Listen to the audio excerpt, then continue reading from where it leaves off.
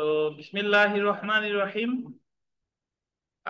আজকে হচ্ছে 30শে জুন 2025। আমাদের বার কাউন্সিল প্রিলিমিনারি ব্যাচ 2026-এর 24তম ক্লাস এবং ফৌজদারি কার্যবিধির 24তম ক্লাস। আজকে আমরা আলোচনা করব ফৌজদারি কার্যবিধির 337 ধারা থেকে। দেখেন, 337 থেকে 339-এর ক, এই যে যে অধ্যায়, এই অধ্যায়টাকে বলে শর্ত সাপেক্ষে দুষ্কর্মের সহযোগীকে ক্ষমা করা, কন্ডিশনাল পার্ডন টু অ্যান অ্যাকমপ্লাইস। এটা আন্ডারলাইন করেন, শর্ত সাপেক্ষে দুষ্কর্মের সহযোগীকে ক্ষমা করা, কন্ডিশনাল পার্ডন টু অ্যান অ্যাকমপ্লাইস। তো একটু যদি পড়া শুরু করি, তারপর ব্যাখ্যা দিয়ে দেখেন। 337 ও 338 ধারার বল দিবেন সত্য সাক্ষ্য দানের শর্ত সাপেক্ষে। এই তিনটা শব্দ বলতেন, সত্য সাক্ষ্য দানের শর্ত সাপেক্ষে। সত্য একটা শব্দ, সাক্ষ্যদান শর্ত সাপেক্ষে, তিনটারে গোল দেবেন। সত্য সাক্ষ্যদানের শর্ত সাপেক্ষে দুষ্কর্মের সহযোগীকে ক্ষমা করার বিধান করা হয়েছে। দুষ্কর্মের সহযোগী বা গোল দিবেন রাজসাক্ষীর বিচার পদ্ধতি আন্ডারলাইন করবেন, 339 ক ধারায় আলোচনা করা হয়েছে। দুষ্কর্মের সহযোগী বা কে বলেন? রাজসাক্ষী। আমাদের একটু বোঝার প্রয়োজন আছে, একটু বিস্তারিত আলোচনা করি। বই পড়ে পড়বেন, যখন কথা বলবো তখন আমার কথা শুনবেন। দুষ্কর্মের সহযোগী আসলে কাকে বলে? একটা অপরাধ যখন একের অধিক ব্যক্তি কর্তৃক সংগঠিত হয়, তখন ওই অপরাধীরা একজনের সাথে আর একজনের সম্পর্ক হলো দুষ্কর্মের সহযোগী। যেরকম আমরা এই জায়গা আপনারা সবাই পড়তেছেন, একজনের সাথে আর একজন হলো সহপাঠী, সহপাঠী। ঠিক একই ভাবে যখন কোনো অপরাধ একাধিক ব্যক্তি সংগঠিত করে, তখন একজন অপরাধীর সাথে আর একজন অপরাধীর সম্পর্ক কি বলেন তো? এরা একত্র হলো সহযোগী।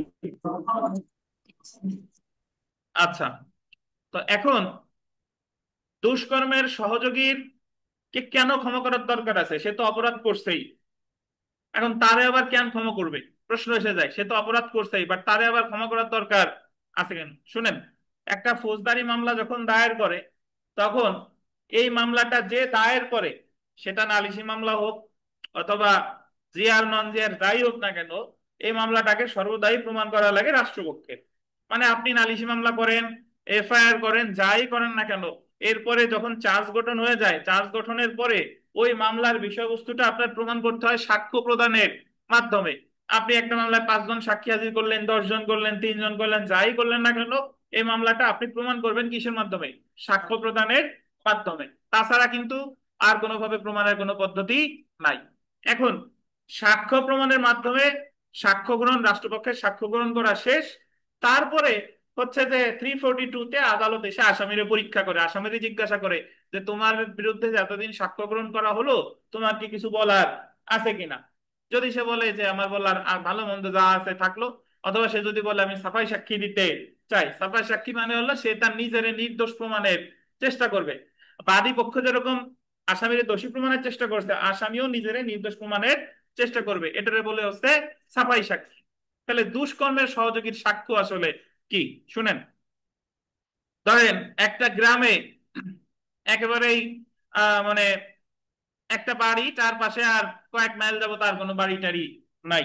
এখন ওই গ্রামে একদল ডাকাত ডাকাতি করতে গেছে, মানে ওই বাড়িতে, এবং তারা ডাকাতি করছে। ডাকাতি করার পরে ওই ডাকাতি করে চলে আসছে। এখন ওই ডাকাতি করার ওই পরিবারের সদস্য তারা ছিল, তাদেরকে হত্যা করে আসছে।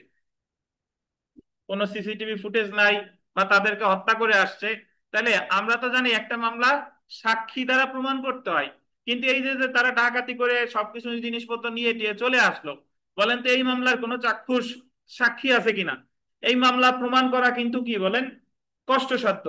তো যে ক্ষেত্রে কোনো মামলা চাক্ষুষ সাক্ষী নাই, বা চাক্ষুষ সাক্ষী থাকলেও ওই সাক্ষ্য প্রমাণের মাধ্যমে ওই মামলাটা প্রমাণ কষ্টসাধ্য, তো সেই ক্ষেত্রে রাষ্ট্রপক্ষ মানে সরকার পক্ষ ওই যে ওই ডাকাতদের যদি গ্রেফতার করে, ডাকাতদের মধ্যে থেকে এক বা ততোধিক বা এক বা একাধিক জনকে প্রস্তাব দিবে যে তুমি তো ডাকাতি করছো, হ্যাঁ, তাহলে তুমি ডাকাতি করতে গিয়ে তুমি যা যা করছো তুমি তো স্বীকার করবাই, আর অন্যরা যা যা করছে সবকিছু আমাদের কাছে স্বীকার করে দাও। স্বীকার যদি করো তাহলে তোমার এই যে রাজসাক্ষী ঘোষণা করে তোমারে খালাস দেওয়া হবে, আর ওরা শাস্তি পাবে। বুঝতে পারছেন? তাহলে যে ক্ষেত্রে কোনো মামলায় রাষ্ট্রপক্ষের মোটামুটি সাক্ষ্য প্রমাণ দেওয়ার মতো রাষ্ট্রপক্ষের তেমন কোনো বিশুদ্ধ কোনো সাক্ষ্য প্রমাণ নাই, সেই ক্ষেত্রে ওই মামলা প্রমাণের স্বার্থে রাষ্ট্রপক্ষ, বিশেষ করে সরকার বা আদালত, ওই একজন আসামিরে প্রস্তাব দেবে যে তুমি রাজসাক্ষী হও। রাজসাক্ষী যদি সে হতে রাজি হয় এবং সে যদি সব সত্য ঠিকঠাক ভাবে প্রকাশ করে, তাহলে তাকে ক্ষমা করে দিয়ে তাকে খালাস করে দিবে, আর বাদ বাকি সবাই কি দিবে? শাস্তি দিবে। এই যে যে দুষ্কর্মের সহযোগী, এই দুষ্কর্মের সহযোগী, তাহলে দুষ্কর্মের সহযোগীকে কি করতে পারে? রাজসাক্ষী করতে পারে। তাহলে এই রাজসাক্ষী কোন কোন মামলায় করবে, কোন কোন অপরাধের ক্ষেত্রে করবে, এটা আমরা একটু পরে আসতেছি, কোন আদালত কখন ক্ষমা করবে। বাট আপাতত আমরা এটা জানলাম যে দুষ্কর্মের সহযোগী এই শব্দটার ইংরেজি হচ্ছে অ্যাকমপ্লাইস। অ্যাকমপ্লিস বা অ্যাকমপ্লাইস যাই বলেন না কেন, দুষ্কর্মের সহযোগী। আর রাজসাক্ষীর নিচে লেখেন approver. Approver, APPROVER, APPROVER, approver. আচ্ছা, তাহলে দুষ্কর্মের সহযোগীকে বলে কি বলেন? অ্যাকমপ্লাইস। আর রাজসাক্ষীরা বলে কি? অ্যাপ্রুভার। তারপর আমরা একটু পড়ি, দেখেন। অপরাধের সহযোগীকে বা দুষ্কর্মের সহযোগীকে এই শর্তে ক্ষমা করা হয় যে, আন্ডারলাইন করবেন, সে অপরাধ সম্পর্কে তার জানা সম্পূর্ণ এবং সত্য ঘটনা সমূহ প্রকাশ করবে। এই শর্তে ক্ষমা করতেছে কেন? সে অপরাধ সম্পর্কে যা যা জানে সেগুলো সে সম্পূর্ণ এবং সত্য ঘটনা সমূহ কি করবে বলেন? প্রকাশ করবে। বুঝতে পারছেন? তাহলে আপনার একটা জিনিস খেয়াল করতে হবে যে এতটুকু মানে এই যে যে গত 28 তারিখে শনিবারে বাংলাদেশ বার কাউন্সিলের পরীক্ষা হয়েছে। তো বাংলাদেশ বার কাউন্সিলের লিখিত পরীক্ষায় আমরা এই জায়গায় যারা যারা লিখিত প্রস্তুতি নিছি তার মধ্য থেকে 90% কমন। বুঝতে পারছেন? আর যারা যারা প্রিলি প্রস্তুতি নিছি তাদের মধ্য থেকে শতভাগ কমন। মানে যারা যারা প্রিলি প্রস্তুতি নিছি তাদের ওই লিখিত পরীক্ষার যা যা আসছে শতভাগ কমন।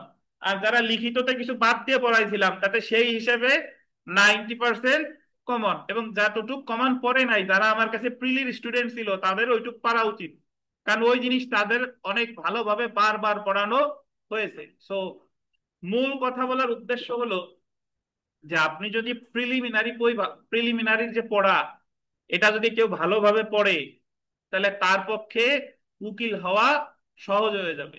বুঝতে পারছেন? এই যে যে বইটা পড়তেছেন, এই বই আপনার প্রিলির সহায়ক, রিটেনের সহায়ক, ভাইবার সহায়ক, যদি কেউ টেকনিক্যালি বুঝতে পারে। এক বই পড়েই প্রিলি, রিটেন, ভাইবা পাস করা যায়। কারণ লিখিতর জন্য সময় কম থাকে, এবার 2 মাস 2-3 দিন পাইছে। এখন যদি কারো প্রিলিতে ভালো প্রস্তুতি না থাকে তাহলে ওই 2 মাসে আসলে তেমন কিছু করা সম্ভব না। আমি বলতেছি না একেবারেই অসম্ভব, সম্ভব, বাট ভালো কিছু করা সম্ভব না। তো এজন্য এই যে যে আমি আপনাদের প্রিলি পড়াই কষ্ট করে, এই জায়গা গতবার যখন আমরা প্রিলি পড়ছিলাম আমরা 3 খতম দিতে পারছিলাম। 3 খতম মানে এই ফৌজদারি কার্যবিধি 3 বার পড়ছিলাম। পুরো এই বইটা আমরা খতম দিয়েছিলাম কয়বার? 3 বার। 3 বার খতম দিয়ে মানুষ প্রিলিতে অ্যাটেন্ড করছে। এবং তারা এই প্রিলিতে প্রস্তুতি ছিল টনটনে, যার 97, 98, 98টা টাকায় আসছে। বুঝতে পারছেন? তাহলে মূল বিষয়বস্তু হলো যে আপনারা কেউ হাল ছেড়ে দিবেন না। যখন অনেকে আছেন এরকম করেন যে একবার বই পড়া শেষ, তো উনি তো একবারই পড়াইছে আর একবার কি পড়বানি, এ তো একই জিনিস। বাট বিষয়টা তা না। আইন যতবার পড়বেন ততবার নতুন করে শেখা যায়। আমি আপনাদের পড়াতে গিয়ে প্রতিবার নতুন করে শিখি, তাহলে আপনারা এখনো পড়তে গিয়ে নতুন করে শিখবেন না। বুঝতে পারছেন? তো এজন্য আইন পড়ার কোনো বিকল্প নাই, এবং এই জিনিস যখন পড়তে পড়তে মনে গেঁথে যাবে তখন প্রশ্ন যাই আসুক না কেন সবকিছু পারা যাবে ইনশাল্লাহ। তাহলে রাজ সাক্ষী আসলে এই যে যা বুঝাইলাম মুখস্থ করার তো দরকার নাই। বলবেন যে যদি কোনো মামলা সাক্ষ্য প্রমাণ দিয়ে প্রমাণ করতে কষ্টসাধ্য হয় তখন রাষ্ট্রপক্ষ আসামিদের মধ্য থেকে একজনের প্রস্তাব দেয় যে তুমি প্রকৃত ঘটনা প্রকাশ করবা, আর প্রকৃত ঘটনা প্রকাশ করলে তোমার খালাস দেওয়া হবে। এই যে যারা প্রস্তাব দিল এর কি বলে? রাজ সাক্ষী। স্যার আসসালামু আলাইকুম। হ্যাঁ, ওয়ালাইকুম আসসালাম, বলেন মাকসুদা। স্যার এই ফৌজদারি কি আর একবার রিভিশন দেওয়া হবে স্যার? হ্যাঁ ইনশাল্লাহ, যা পড়তেছি এটা ভালোভাবে পড়েন, অবশ্যই হবে। দেখেন, 337 ধারায় অপরাধের সহযোগীকে ক্ষমা করতে পারে, এটা গুরুত্বপূর্ণ। 337 ধারায় অপরাধীর সহযোগীকে ক্ষমা করতে পারে, আন্ডারলাইন করবেন, মেট্রোপলিটন ম্যাজিস্ট্রেট বা প্রথম শ্রেণীর ম্যাজিস্ট্রেট। তাহলে পরীক্ষায় যে প্রশ্নটা আসবে যে 337 ধারায় অপরাধের সহযোগীরা কে ক্ষমা করতে পারে, মেট্রোপলিটন ম্যাজিস্ট্রেট বা প্রথম শ্রেণীর ম্যাজিস্ট্রেট। 337 ধারায় ম্যাজিস্ট্রেট অপরাধের এটা বল দিবেন তদন্ত, অনুসন্ধান বা বিচারের যে কোনো পর্যায়ে, তদন্ত, অনুসন্ধান বা বিচারের যে কোনো পর্যায়ে সাক্ষ্য প্রমাণ প্রাপ্তির জন্য অপরাধের সহযোগীকে এই শর্তে ক্ষমা করতে পারে যে উক্ত সহযোগী, আন্ডারলাইন করবেন, অপরাধ সম্পর্কিত তার জানা সম্পূর্ণ এবং সত্য ঘটনা সমূহ প্রকাশ করবে। তারে শর্ত দিছে যে তুমি যা যা জানো এইগুলো যদি প্রকাশ করো তাহলে আহ তোমারে ক্ষমা করা হবে। এটা বলছে কত ধারায়? 337। কি হয়েছে? কি অসুস্থ? আচ্ছা আচ্ছা, যান যান যান, সাবধানে যান। আচ্ছা, 338 ধারায় যে দায়রা আদালত বিচার করেছে সেই দায়রা আদালত, এটা দায়রা আদালত শব্দটা বলতেন, যে দায়রা আদালত বিচার করছে সেই দায়রা আদালত অপরাধের সহযোগীকে ক্ষমা করতে পারে বা ক্ষমা করার নির্দেশ দিতে পারে। তাহলে মেট্রোপলিটন ম্যাজিস্ট্রেট বা প্রথম শ্রেণী ম্যাজিস্ট্রেট পারে কত ধারায়? 337। আর দায়রা আদালত কাউরে ক্ষমা করতে পারে কত ধারায়? 338। এগুলাই প্রশ্ন আসে যে দায়রা আদালত কাউরে অপরাধের সহযোগীকে ক্ষমা করবে কত ধারায়? 338। তারপরে দেখেন, চিফ জুডিশিয়াল ম্যাজিস্ট্রেট বা চিফ মেট্রোপলিটন ম্যাজিস্ট্রেট অপরাধের সহযোগীকে ক্ষমা করতে পারে। উনি সিজেএম এন্ড সিএমএম উনরাও ক্ষমা করতে পারে কত ধারায়? 338 ধারায়। তাহলে আচ্ছা, আর একটু পড়িনি, দেখেন 338 ধারা অনুসারে অপরাধের সহযোগীকে ক্ষমা করতে পারে বল দিবেন রায় প্রদানের পূর্বে যে কোনো সময়, at any time before the judgment is passed. 37 বলছে তদন্ত, অনুসন্ধান বা বিচারের যে কোনো পর্যায়ে। উপরে যদি দেখেন 37 বলছে, ওই যে গোল দিয়েছিলাম, তদন্ত, অনুসন্ধান বা বিচারের যে কোনো পর্যায়ে। এখানে কি বলছে? রায় প্রদানের পূর্বে যে কোনো সময়। তো এই ক্ষুদ্র ক্ষুদ্র জিনিসগুলা আমার একটু মাথায় রাখতে হবে। 37 ক্ষমা করে মেট্রোপলিটন ম্যাজিস্ট্রেট বা প্রথম শ্রেণীর ম্যাজিস্ট্রেট, তদন্ত, অনুসন্ধান বা বিচারের যে কোনো পর্যায়ে। 38 ক্ষমা করে দায়রা আদালত বা চিফ জুডিশিয়াল ম্যাজিস্ট্রেট বা চিফ মেট্রোপলিটন ম্যাজিস্ট্রেট, রায় প্রদানের পূর্বে যে কোনো সময়। ধন্যবাদ। এবং এর ইংরেজিটা দেখেন, at any time before the judgment is passed. আমরা জেনে রাখা ভালোতে চলে আসি, যে সহযোগীকে যে সকল শর্তে ক্ষমা করা হয়েছে, পাবলিক প্রসিকিউটর যদি মত প্রকাশ করে যে, আন্ডারলাইন করবেন, পাবলিক প্রসিকিউটর যদি মত প্রকাশ করে যে উক্ত ব্যক্তি ক্ষমার শর্ত সমূহ পালন করেনি, তখন আদালত উক্ত অপরাধীর বিচার করতে পারে। 339 আন্ডারলাইন করে 3টে স্টার দেন। একটু শুনেন, মানে উনি তো ওই দুষ্কর্মের সহযোগী হিসেবে যা যা মনে ছিল সব বলছে, বলার পরে এখন পিপি সাহেব এসে বলতেছে আদালতে যে ওনার এই ব্যক্তি, এই আসামি তো দুষ্কর্মের সহযোগী হিসেবে, রাজসাক্ষী হিসেবে সব ঠিকঠাক ভাবে প্রকাশ করেননি। যখনই পিপিআই মতামত ব্যক্ত করবে তখন ওর বিচার আসামি হিসেবে আবার শুরু হবে। বুঝতে পারছেন? তার মানে রাজসাক্ষী হওয়া সবসময় একটা ডেঞ্জারাস, মানে বিপজ্জনক। মানে আপনার বিপজ্জনক কার ক্ষেত্রে? আসামির ক্ষেত্রে। দেখা গেল যে অনেক ক্ষেত্রে সে মন খুলে সব বলছে, বলার পরেও মনে হলো যে সে ঠিকঠাক ভাবে বলে নাই, তাহলে তার আবার আসামি হিসেবে বিচার শুরু হলো। আবার অনেক ক্ষেত্রে সত্যই হতে পারে যে আসলে সে ঠিকঠাক ভাবে সবকিছু বলে নাই। তো রাজসাক্ষীর এই যে যে বিষয়টা, এটা অনেকটা আপনার মানে বিশেষ করে এগুলা বিশেষ পরিস্থিতিতে কাউরে প্রস্তাব দেয়। উদাহরণস্বরূপ আপনারা ভারতের যে নায়ক সঞ্জয় দত্তর নাম সবাই শুনতেন, ওনারে একটা ওই AK-47 অস্ত্র ওনার বাসায় পাওয়া যায়, এই মর্মে ওনার বিরুদ্ধে অস্ত্র আইনে মামলা হয়।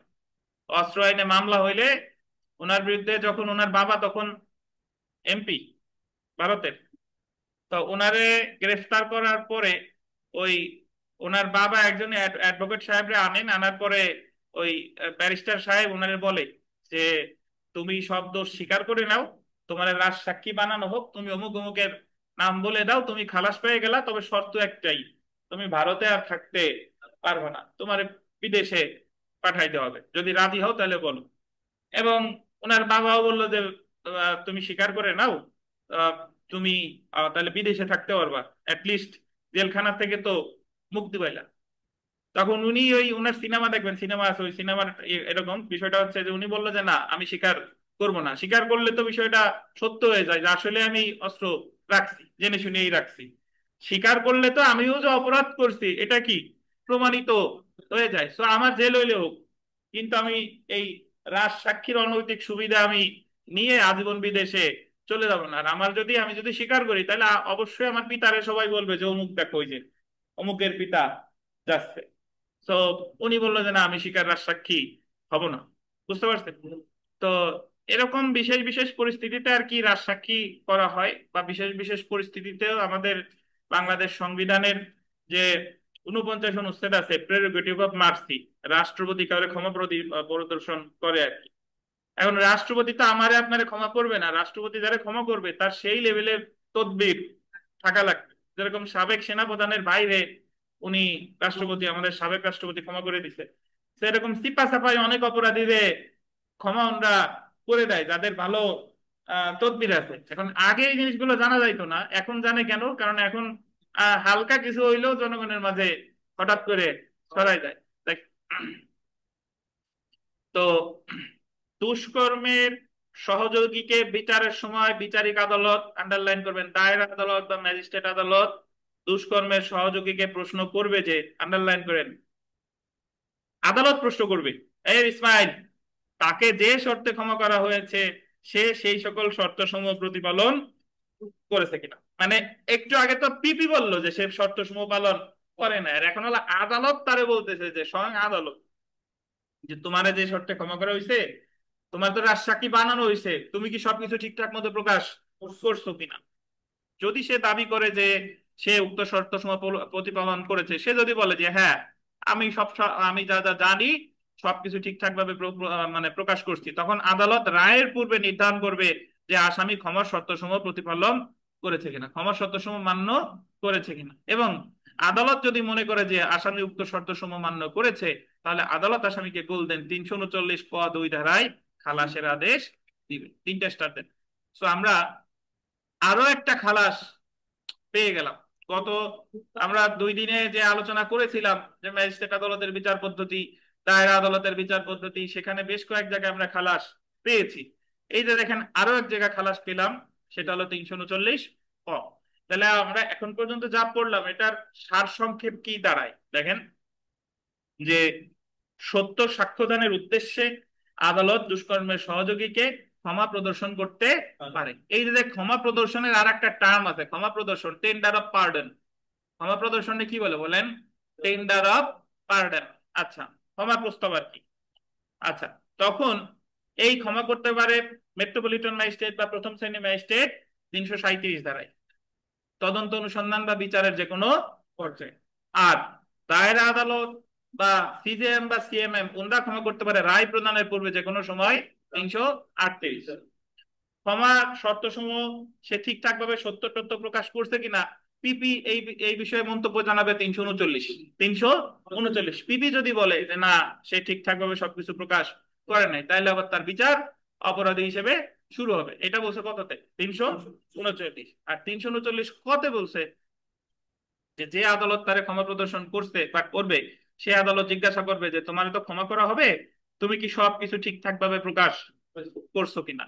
তো সে যদি বলে যে হ্যাঁ আমি সবকিছু ঠিকঠাক ভাবে প্রকাশ করছি, এবং আদালত যদি যাচাই বাছাই করে দেখে যে না আসলেই সে প্রকাশ করছে, তো তাহলে আদালত তাকে খালাস দিবে 339 ক ধারায়। 339 ক ধারায় অবশ্যই বিবেচনামূলক।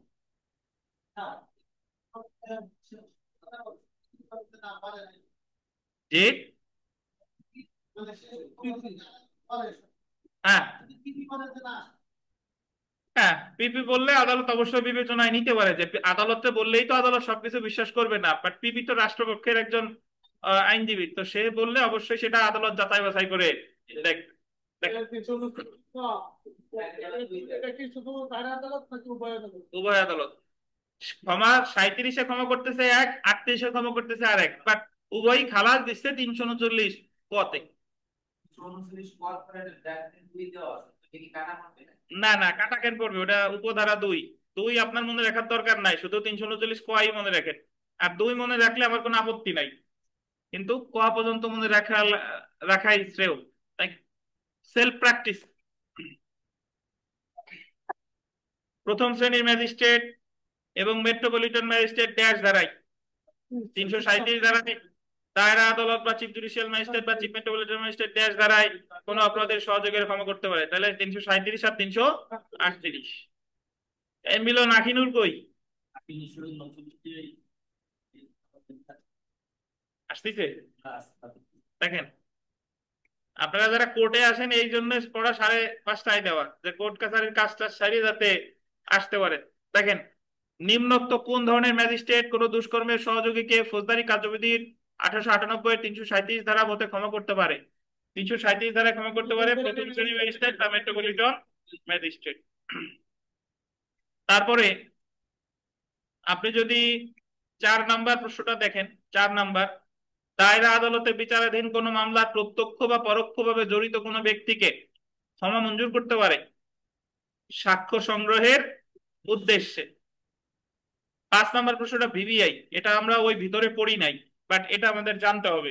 5 নাম্বার প্রশ্নটা এখানে বলতেছে যে মেট্রোপলিটন ম্যাজিস্ট্রেট বা কোনো প্রথম শ্রেণী ম্যাজিস্ট্রেট অপরাধের সহযোগীকে অপরাধটির তদন্ত অনুসন্ধান বা বিচারের যে কোনো পর্যায়ে ক্ষমা করতে পারে যদি অপরাধটি দায়রা আদালত কর্তৃক বিচারযোগ্য হয়, অপরাধটির শাস্তি 10 বছর পর্যন্ত কারাদণ্ডে দণ্ডনীয় অপরাধ হয়, দণ্ডবিধির 211 ধারার অধীন কোন অপরাধ যা 7 বছর পর্যন্ত হতে পারে। বলতেছে ওই যে উপরে যারা যারা ক্ষমা করতে পারে এরা কোন কোন ক্ষেত্রে পারে, যদি ওই অপরাধটা দায়রা আদালত কর্তৃক বিচারযোগ্য হয়, অথবা ওই অপরাধের শাস্তি যদি কত হয়, 10 বছর হয়, অথবা 211 ধারার অধীন অপরাধ যা সর্বোচ্চ কত, 7 বছর। এই তিনটা মনে রাখবেন উপরের সবগুলো।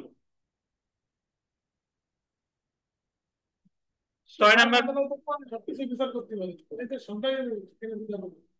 হ্যাঁ হ্যাঁ, যে সকল অপরাধের বিচার দায়রা আদালত করতে পারে সেইগুলা। হ্যাঁ, এই শামীম কেমন আছেন?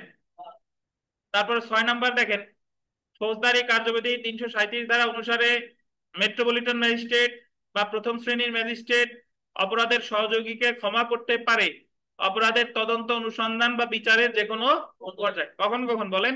তদন্ত অনুসন্ধান বা বিচারের যে কোনো পর্যায়ে। সো এই জায়গায় বাদ বাকি আর যা আছে ইনশাল্লাহ পারবেন, সব পড়ে ফেলেন। যদি কোনো প্রশ্ন নিয়ে সমস্যা হয় আমার অবশ্যই জিজ্ঞাসা করেন।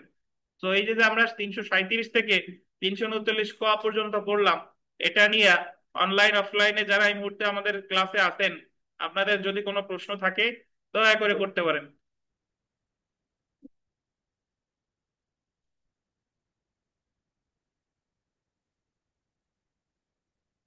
স্যার 38 আর আবার একটু বোঝাবেন, আমি কারেন্ট চলে গেছিল শুনতে পারিনি।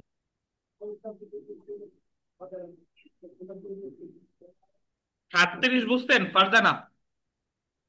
37 পড়ানোর সময় চলে গেছে স্যার, আমি মানে 38টা মোটেই বুঝিনি স্যার। 37 কি বুঝতেন কিনা সেটা বলছি। একটু বুঝছি স্যার, কিন্তু 38 মোটেই বুঝিনি।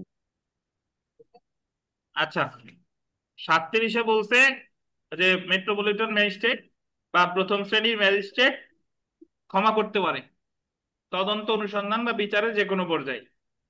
তাহলে মেট্রোপলিটন ম্যাজিস্ট্রেট বা প্রথম শ্রেণীর ম্যাজিস্ট্রেট ক্ষমা করে 337-এ। আর দায়রা আদালত বা চিফ জুডিশিয়াল ম্যাজিস্ট্রেট বা চিফ মেট্রোপলিটন ম্যাজিস্ট্রেট উনরা ক্ষমা করে 338 ধারায়। তো মূল পার্থক্য হলো 37-এ ক্ষমা করে প্রথম শ্রেণী ম্যাজিস্ট্রেট বা মেট্রোপলিটন ম্যাজিস্ট্রেট, আর 38-এ ক্ষমা করে দায়রা আদালত বা চিফ জুডিশিয়াল ম্যাজিস্ট্রেট বা চিফ মেট্রোপলিটন ম্যাজিস্ট্রেট। আর এই হলো পার্থক্য মোটামুটি, বুঝছেন ফারজানা? জি স্যার, জি স্যার। আর কোনো প্রশ্ন কারো, বলেন।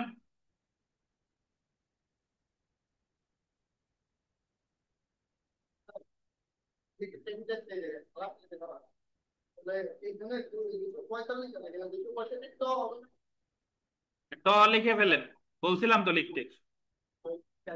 দেখেন, তো তাহলে আমরা আশা করি বুঝতে পারছেন, এটা বুঝতে পারছেন। আমরা চলে এসে আসামির অনুপস্থিতিতে বিচার। আসামির অনুপস্থিতিতে বিচার, ট্রায়াল ইন অ্যাবসেন্সিয়া, ধারা 339 খ বা 339 বি। এই বিটা হবে ক্যাপিটাল লেটারে। কি হয়েছে, পান না?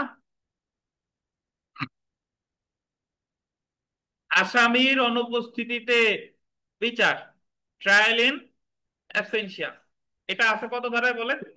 339 ক। এই এই অংশটা পড়তে হলে আমাদের এর আগে যে জিনিসটা পড়ে এসেছি আপনাদের মনে আছে কিনা, যে 87 ধারায় পড়ছিলাম হুলিয়া, যারে কখনো গ্রেফতার করা যায় নাই বা যে কখনো আদালতে হাজির হয় নাই, যার বিরুদ্ধে পরোয়ানা জারি হয়েছে, বাট তারে আদালত কখনোই, পুলিশ কখনোই গ্রেফতার করতে পারে নাই, বা নিজেও সশরীরে এসে কখনোই আত্মসমর্পণ করে নাই। তো ওই ব্যক্তিরে প্রথমে দেয় হুলিয়া 87 ধারায়। হুলিয়ার ইংরেজি প্রোক্লেমেশন, আপনার মনে আছে কিনা? এই হুলিয়া জারি করে 87 ধারায়। হুলিয়া 3টি উপায় জারি করা যায়: ওই আসামির বাসস্থানে গিয়ে ঘোষণা দিয়ে, প্রকাশ্য স্থানে লটকিয়ে, আর আদালতের জায়গায় নোটিশ বোর্ডে ধরেন লাগিয়ে।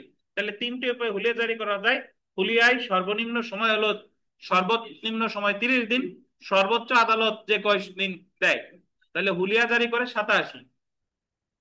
হুলিয়ার সাথে সাথে আদালত ইচ্ছা করলে ওই আসামির সম্পত্তি ক্রোক করতে পারে। কিসের সাথে সাথে বলেন? হুলিয়ার সাথে সাথে। যে হুলিয়া তো জারি করছেই, হুলিয়ার সাথে সাথেও ক্রোক করতে পারে, অথবা হুলিয়ায় যে সময় আছে, সময় শেষ হওয়ার পরেও ক্রোক করতে পারে। এই ক্রোকটা করে 88 ধারায়। কততে? 88 ধারায়। তাহলে 87-তে হুলিয়া জারি করছে, আসে নাই। 88-তে সম্পত্তি ক্রোক করছে, আসে নাই। এরপরে আদালত ফলো করবে 339 বি। 339 বি এই জায়গায় বলছে যে আদালত সর্বনিম্ন 2টা বহুল প্রচারিত বাংলা জাতীয় দৈনিকে, কতগুলো ভাষা আছে, সর্বনিম্ন কয়টা? 2টা বহুল প্রচারিত বাংলা জাতীয় দৈনিকে বিজ্ঞপ্তি দিবে যে অমুক তোমার বিরুদ্ধে হুলিয়া জারি করছে, এত তারিখে আসো নাই, সম্পত্তি ক্রোক করা হয়েছে, আসো নাই, তোমার সর্বশেষ সুযোগ দেওয়া হলো, এতদিনের মধ্যে আত্মসমর্পণ করবা।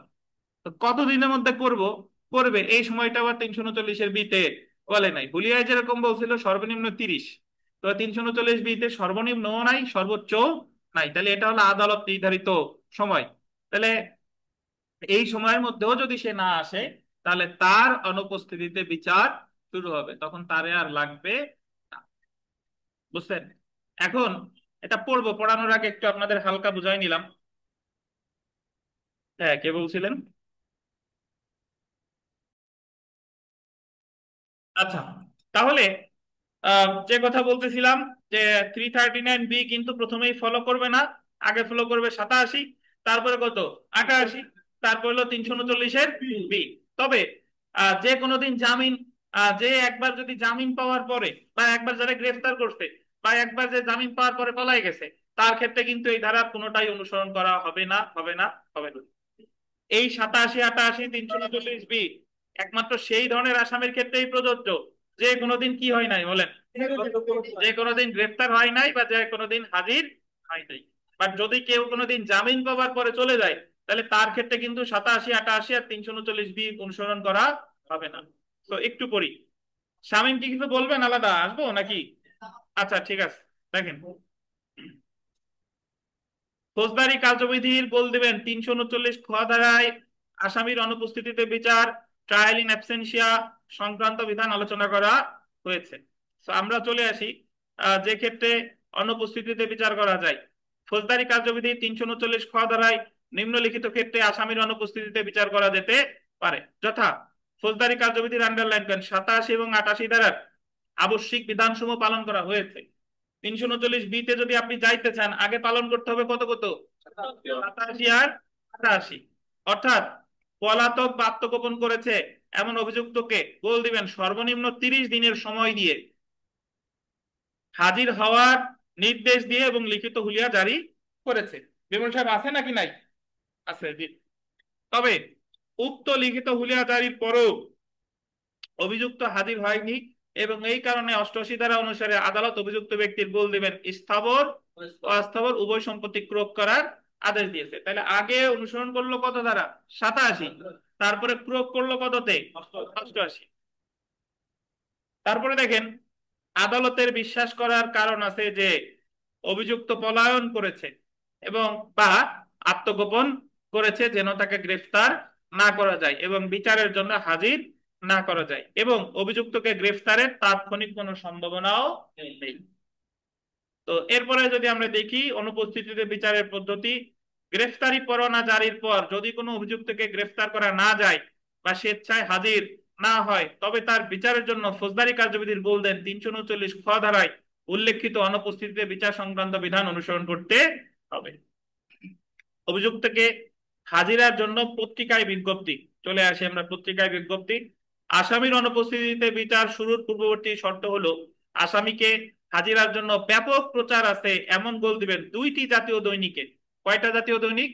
2টি জাতীয় দৈনিকে বাংলা পত্রিকায় হাজিরার আদেশ প্রকাশ করতে হবে। উক্ত প্রকাশিত আদেশে উল্লেখিত সময়ের মধ্যে হাজির হতে ব্যর্থ হলে আসামির অনুপস্থিতিতে বিচার করতে হবে। উল্লেখিত সময়, এই শব্দটা বলতেন, উল্লেখিত সময় পাইছেন? ও পত্রিকায় তো দিয়ে দেবে সময়। কতদিন সময় দিবে সেটা ধারায় বলা নাই। এই সময়টা আদালত তার সন্তোষজনক সময় নির্ধারণ করে দিবে, বুঝতে পারছেন? বাট কতদিন দিবে আদালতের এটা আদালতের ইচ্ছা। তাহলে এখানে দুইটা জিনিস খেয়াল করেন, হুলিয়ায় নির্ধারিত সময় আছে কতদিন? সর্বনিম্ন 30, সর্বোচ্চ নাই। বাট 339 বিতে পত্রিকায় বিজ্ঞপ্তি দিবে, সর্বনিম্ন নাই সর্বোচ্চ নাই। এটা কার ক্ষমতা? আদালতের ক্ষমতা।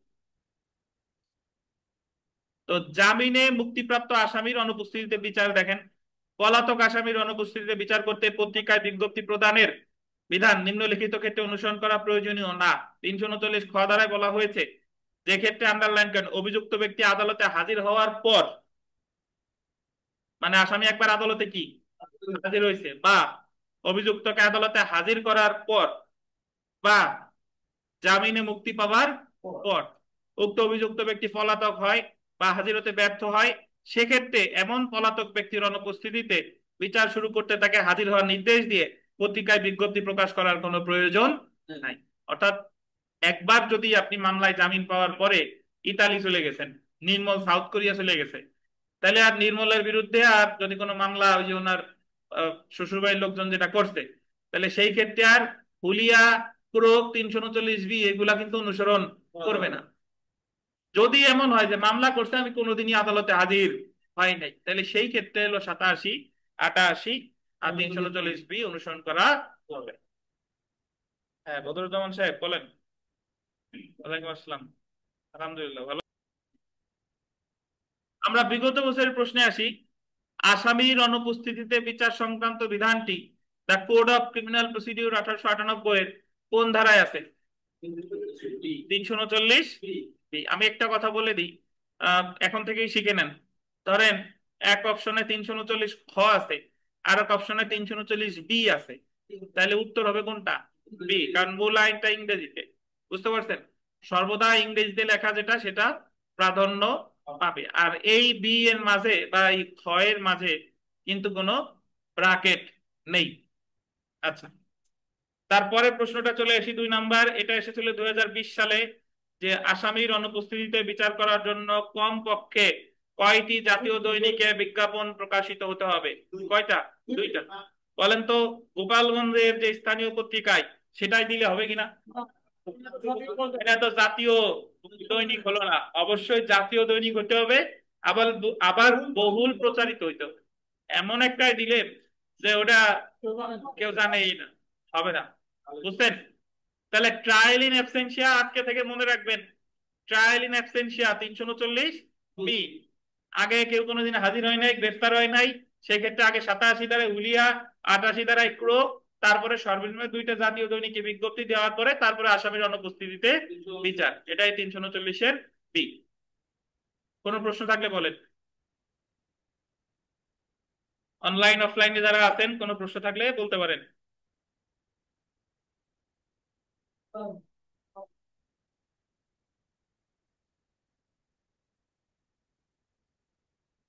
আচ্ছা, ইসমাইল সাহেব কোনো প্রশ্ন আছে আপনার ভাই? প্রশ্ন আছে? আচ্ছা, ধন্যবাদ। দেখেন, আহ আমরা মামলা নিষ্পত্তির সময় এখানে চলে আসি।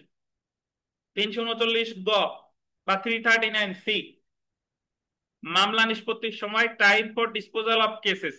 ডিসপোজাল মানে অর্থ হলো নিষ্পত্তি করা, ডিসপোজ মানে নিষ্পত্তি করা। তাহলে time for disposal of cases মানে মামলা নিষ্পত্তির সময়। 300, এটা বিবিআই, এগুলো সবই গুরুত্বপূর্ণ। 339 গ ধারা অনুসারে গোল দিবেন, ম্যাজিস্ট্রেট শব্দটা গোল দেন। ম্যাজিস্ট্রেট কোন মামলার বিচার শেষ করবে, গোল দিবেন 180 দিনের মধ্যে। ম্যাজিস্ট্রেট কোন মামলার বিচার শেষ করবে কত দিনের মধ্যে? 180। অপরদিকে দায়রা কোর্ট, দায়রা কোর্ট মানে হলো দায়রা জজ, অতিরিক্ত দায়রা জজ, যুগ্ম দায়রা জজ। আর ম্যাজিস্ট্রেট মানে হলো যত ম্যাজিস্ট্রেট আছে, সিজেএম, সিএমএম, প্রথম শ্রেণী, দ্বিতীয় শ্রেণী, তৃতীয় শ্রেণী, চতুর্থ শ্রেণী, পঞ্চম শ্রেণী, আছে নাকি তৃতীয় পর্যন্ত? জি। তাহলে ম্যাজিস্ট্রেট শেষ করবে কত দিনের মধ্যে বলেন? 180। আর দায়রা আদালত 360। এটা হলো বিচার, এটা কিন্তু কার্য দিবস না, নট ওয়ার্কিং ডেজ, এটা এমনি দিন আর কি। কার্য দিবস আর দিবসের মধ্যে পার্থক্য আছে, জানেন ইসমাইল? কি বলেন? জি স্যার। অফিস আদালত খোলা থাকে কার্য দিবস মানে যেদিন অফিস আদালত খোলা থাকে, আর দিবস মানে প্রত্যেক দিন। প্রত্যেক দিন, তাতে শুক্র শনি সব কাউন্ট হবে। তো মামলা নিষ্পত্তি করার এই সময় আদালতের জন্য গোল্ডেন আদেশ সূচক বা ডিরেক্টরি। অ্যাকচুয়ালি আদেশ সূচক এর আদেশ সূচক কেটে লেখেন নির্দেশ সূচক, এটা ভালো হয়। ডিরেক্টরির বাংলা ওই আদেশ সূচক হয় না, নির্দেশ সূচক লেখেন। শুনেন, এর আগে আমরা যখন পড়তেছিলাম 167 উপধারা 5-এ বলা আছে মামলার তদন্তের সময়সীমা। 167 উপধারা 5, পুলিশ কোন মামলার তদন্ত শেষ করবে 120 দিনের মধ্যে। মনে আছে কিনা আপনাদের?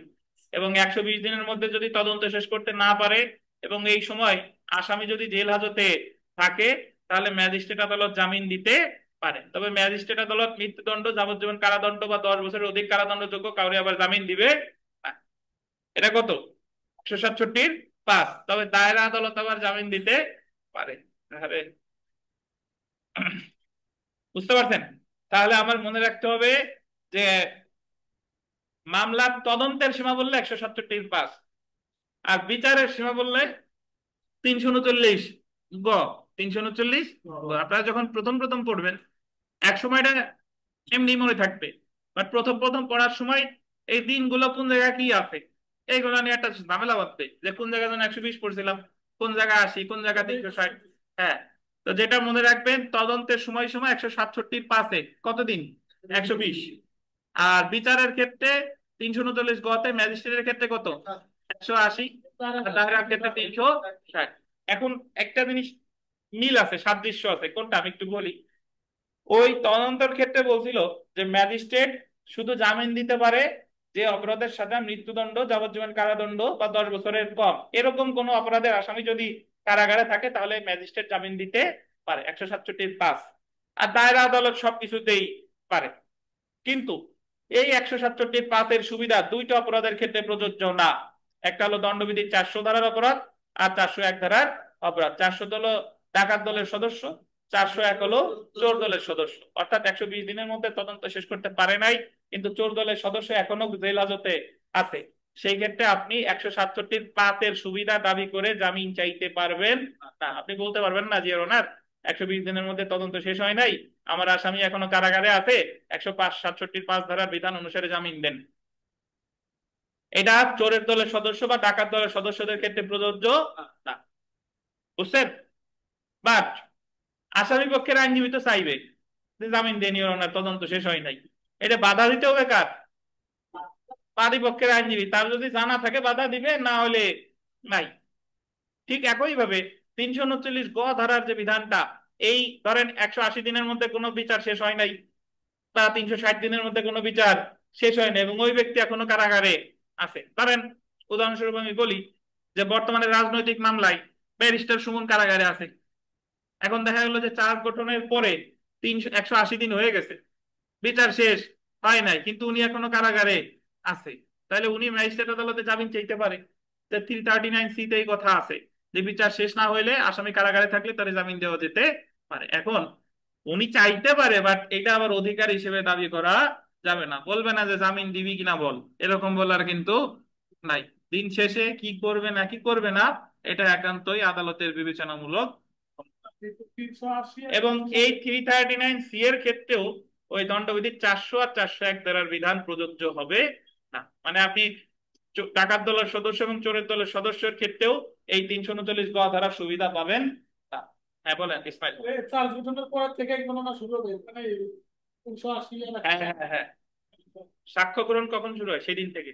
দেখেন, জামিনে আসি, বিচার, একটা মামলার বিচার কখন শুরু হয় বলেন। 1 হ্যাঁ তাই, দেখেন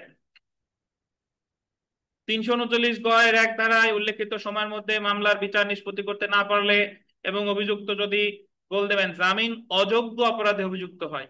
কি অপরাধ বলেন? জামিন অযোগ্য অপরাধে অভিযুক্ত হয়, তাহলে আদালত তার সন্তুষ্টি অনুসারে অভিযুক্তকে জামিনে মুক্তি দিতে পারে। 339 গ-এর 4, এই 4 মনে রাখার প্রয়োজন নাই। 167-5 ধারা বিধান করা হয়েছে 120 দিনের মধ্যে তদন্ত শেষ না করতে পারলে ম্যাজিস্ট্রেট বা দায়রা আদালত অভিযুক্তকে জামিনে মুক্তি দিতে পারে। তো এখানে একটু ছোট্ট করে লিখে রাখেন যে দণ্ডবিধির 400-401 ধারা, দণ্ডবিধির 400 ও 401 ধারার অপরাধের ক্ষেত্রে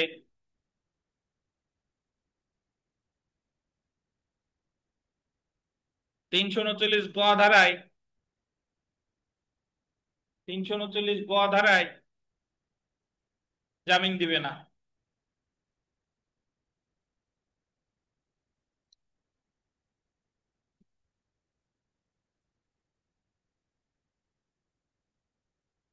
তাহলে এখানে যে জিনিসটা মনে রেখে শিখবেন, মানে মনে রাখবেন, 167-র ক্ষেত্রেও, 167-5-এর ক্ষেত্রেও এই 2টা ধারা প্রযোজ্য না, 339 গ-এর ক্ষেত্রেও এই 2টা ধারা প্রযোজ্য না।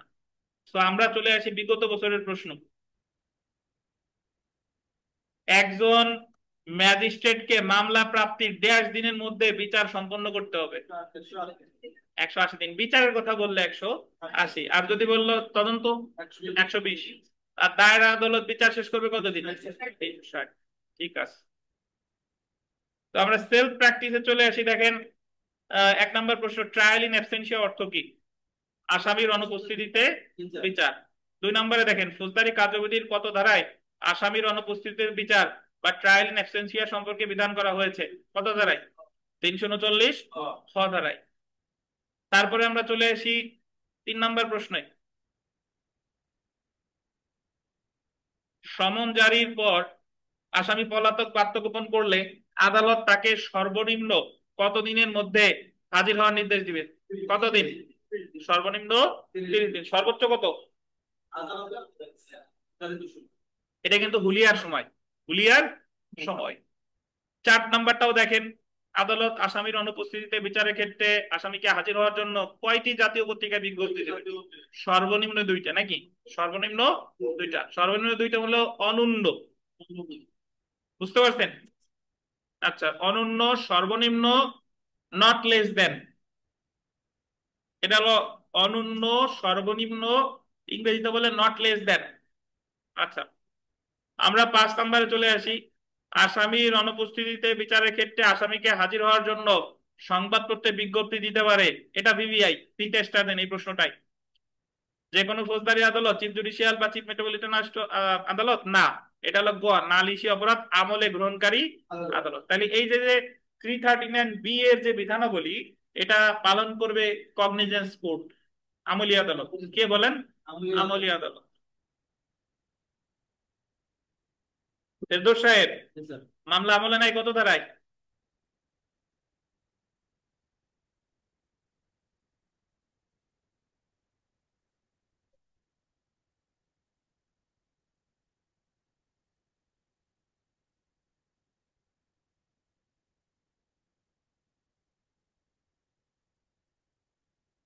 নির্মল সাহেব, কত ধারা আমলে নাই?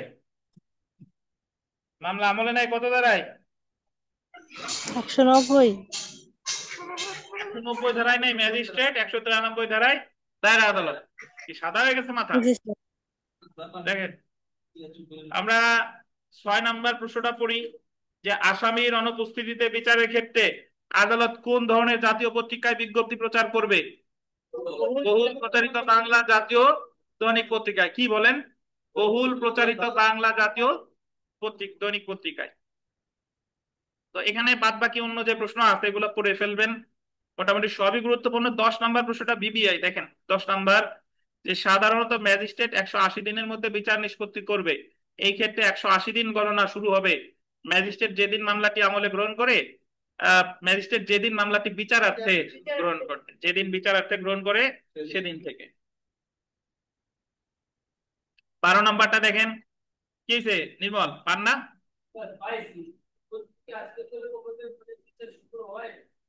না হলে জামিন চাবেন যদি কারাগারে থাকে। এই যে জানিয়ে যাচ্ছেন, আপনি তো এই জায়গাতে পাইকে যাচ্ছেন। দেখেন, যদি ম্যাজিস্ট্রেট 180 দিনের মধ্যে বিচার কার্য সম্পন্ন না করতে পারে, সেই ক্ষেত্রে আদালত আসামিকে জামিনে মুক্তি দিতে পারে। জামিনে মুক্তি দিতে কি বাধ্য? না, জামিনে মুক্তি দিতে কিন্তু বাধ্য না। আমাদের আরিফ সাহেব আজ আমাদের মাঝে নেই, মানে পৃথিবীতে আছে, আমাদের এই ক্লাসে নাই। তো জি, হ্যাঁ, আরিফ সাহেব সবার আগে ফোন করছে আমাকে, এবং ফোন করে বলছে স্যার, হাসতে হাসতে বলছে স্যার 100 মার্কের তো লিখে দিয়ে এসছি। ঠিক আছে, আল্লাহ ভরসা, আল্লাহ ভরসা। দেখেন, তো 15 নাম্বার প্রশ্নটা আমরা চলে আসি একটু, সর্বশেষ যে প্রশ্নটা এখানে দেখেন, ম্যাজিস্ট্রেট কর্তৃক 180 দিন এবং দায়রা কোর্ট কর্তৃক 360 দিনের মধ্যে মামলা নিষ্পত্তি করার বিধান। আচ্ছা, এই জায়গা বলছে আদেশ সূচক, বাট অ্যাকচুয়ালি এই জায়গা একটু ডিরেক্টরি, শব্দটা ডিরেক্টরি, আমরা নির্দেশনামূলকই নেন, এই জায়গায় ইংরেজিটা নির্দেশনামূলক নেন। আদেশ সূচক মানে ওই ডিরেক্টরি, ওই আপনি ইংরেজি হচ্ছে নির্দেশ সূচকই হয়, নির্দেশ সূচকই মনে রাখেন।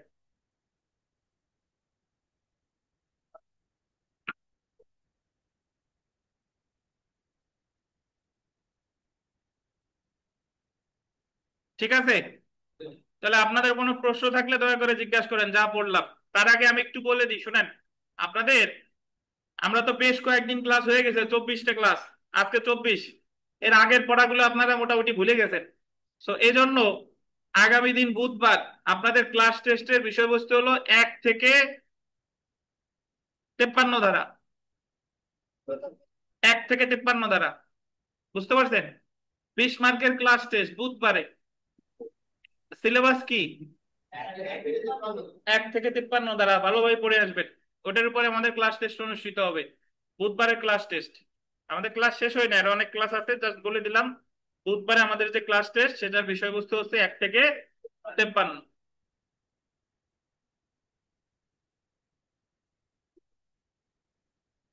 তুই 1 থেকে 53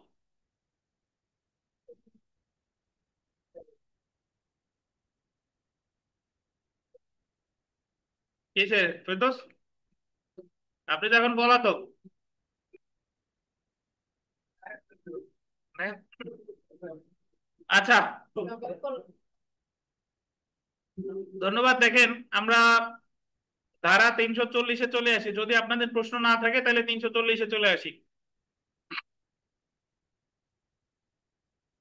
ফৌজদারিতে অভিযুক্ত ব্যক্তির সাক্ষী হওয়ার যোগ্যতা, accused persons right to be witness, মানে যিনি আসামি তিনি আবার সাক্ষী হতে পারেন কিনা। আসামি তো আসামিরে সাজা দিবে, বাট আসামিও সাক্ষী হতে পারে। কার পক্ষে? তার নিজের পক্ষে। নিজেরে সাফাই সাক্ষী দিবে যে আমি দোষ করি নাই, আমি যে খুন করি নাই। আমি তো বলতেছি আমার সাথে ইমন নির্মল ছিল, তারাও বলবে আমার পক্ষে। এটারই বলে কি? সাফাই সাক্ষী। যখন একজন আসামি তার নিজের পক্ষে সাক্ষ্য প্রদান করে, এটার বলে কি? সাফাই সাক্ষী। বাট 164, তারপরে যে টেন্ডার অফ পার্ডন একটু আগে পড়ে আসলাম, 337-38, এগুলো কিন্তু সাফাই সাক্ষী না। এর আগে আমরা ফৌজদারি কার্যবিধির 164 ধারা পড়ছি না, 164 ধারায় তো আসামি গিয়ে ম্যাজিস্ট্রেটের কাছে দোষ স্বীকার করে যে আমি হত্যা করছি, আমার সে সময় আবেগে কাজ করছে, বিবেকে কাজ করে নাই, এক মহিলা বলছিল। ধরেন এই যায় বললে এটা 164, বা সে যদি এসে বলে যে আমি হত্যা করছি, আমার সাথে অমুক অমুক অমুক ছিল, তো রাজসাক্ষী হিসেবে তারা খালাস দিলেও দিতে পারে, এটা হলো পরের কথা। বাট এই যে যে আমরা 340, সেকশন 340 ফৌজদারি কার্যবিধি 340 ধারায় বলছে ডিফেন্স উইটনেস বা ডিডব্লিউ, সাফাই সাক্ষী। সাফাই সাক্ষী কাকে বলে? যে আমি তো করিই নাই, আমি বলতেছি অমুক অমুক অমুক করে নাই, দরকার হলে আমার অন্যান্য সাক্ষীরাও আছে, তারা এসে সাক্ষ্য প্রদান করবে যে আমিও করি নাই, অমুক অমুক অমুক করে নাই। তাহলে সাফাই সাক্ষী আর দোষ স্বীকার কিন্তু এক জিনিস না। দোষ স্বীকার হলো আসামি এসে দোষ স্বীকার করতেছে, আর সাফাই সাক্ষী হলো যে আমার নিজের পক্ষে সাফাই গাইতেছি যে আমি এটা করি নাই। তো দেখেন, ফৌজদারি কার্যবিধি 340 ধারায় গোল্ডেন দুইটি বিষয় উল্লেখ করা হয়েছে। ফৌজদারি কার্যবিধি 340 ধারায় প্রকৃতপক্ষে দুইটা বিষয় আছে। এক, উকিলের মাধ্যমে অভিযুক্ত ব্যক্তির আত্মপক্ষ সমর্থনের অধিকার, right to be defended by a pleader দেওয়া হয়েছে, মানে একজন আসামি তার অধিকার আছে উকিলের মাধ্যমে আত্মপক্ষ সমর্থনের। দুই নাম্বার যেটা দেখেন, অভিযুক্ত ব্যক্তির সাক্ষী হওয়ার যোগ্যতা, competency of an accused to be witness, মানে একজন আসামিও সাক্ষী হতে পারে, বাট এই সাক্ষীটা হবে তার পক্ষে, নট রাষ্ট্রপক্ষে। কার পক্ষে? তার পক্ষে, আসামির পক্ষে।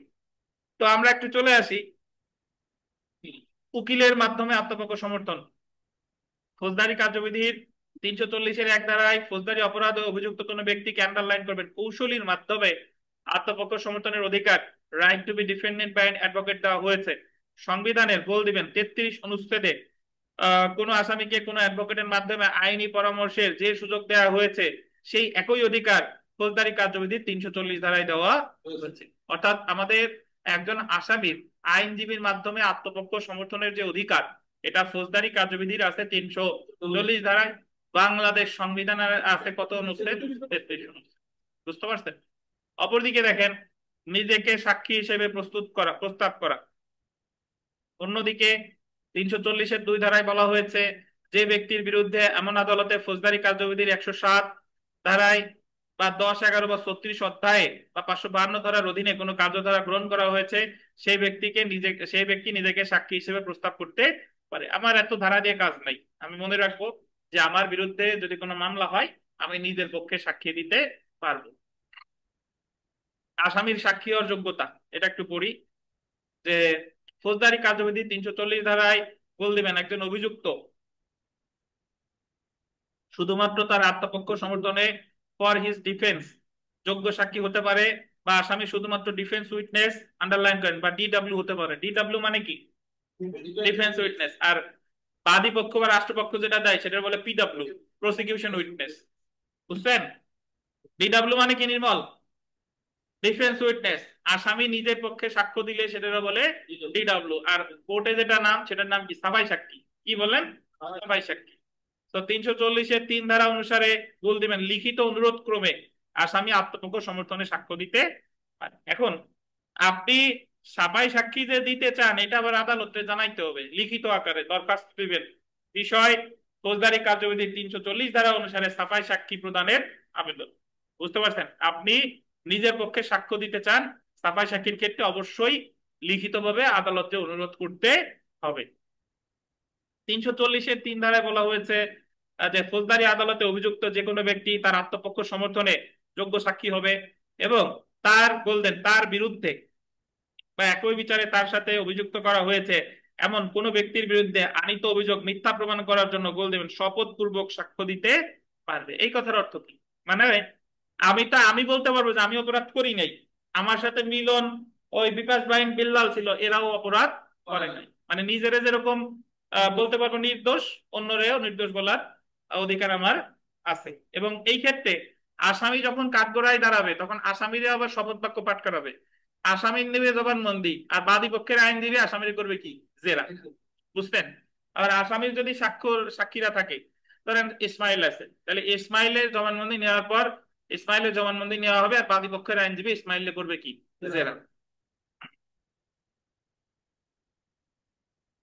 শর্ত হলো তাকে সাক্ষী হিসেবে আহ্বান করা যাবে না, আন্ডারলাইন করবেন, তার লিখিত অনুরোধ ছাড়া। অর্থাৎ সাক্ষী শুধুমাত্র লিখিত অনুরোধ করলে আদালত তাকে আত্মপক্ষ সমর্থনে সাক্ষ্য দেওয়ার জন্য আহ্বান করতে পারে। অর্থাৎ আপনি যদি সাফাই সাক্ষী দিতে চান, অবশ্যই আপনাকে আদালতে কি করতে হবে, লিখিতভাবে আবেদন করতে হবে। এরপরে আমরা চলে আসি। সুতরাং 340 ধারা অনুযায়ী একজন আসামি তার নিজের আত্মপক্ষ সমর্থনে নিজের পক্ষে সাক্ষ্য দিতে পারে এবং একই বিচারে অন্যান্য যে সকল ব্যক্তিদের বিরুদ্ধে অভিযোগ গঠন করা হয়েছে তাদের পক্ষে সাক্ষ্য দিতে পারে। তার মানে নিজের পক্ষেও পারে, অন্যান্য ব্যক্তিদের পক্ষেও পারে। তারপরে আমরা জেনে রাখা ভালোতে চলে আসি, এইটুকু পরে আমরা বিরতিতে যাব ইনশাল্লাহ। দেখেন, একজন সাক্ষী আছে না, সাক্ষীর উপরে তীর চিহ্ন দিয়ে লেখেন আসামি।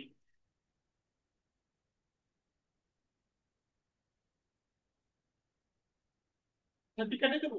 না, সাক্ষী গোল দিয়ে উপরে লেখেন আসামি। কষ্ট করে বই কিনছেন, কাটবেন কেন? দেখেন,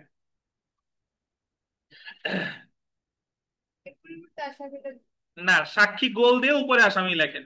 340 শিক্ষিত করতে সে সাক্ষী দিচ্ছে। হ্যাঁ, বললেন সাক্ষী গোল দিয়ে উপরে আসামি লেখেন।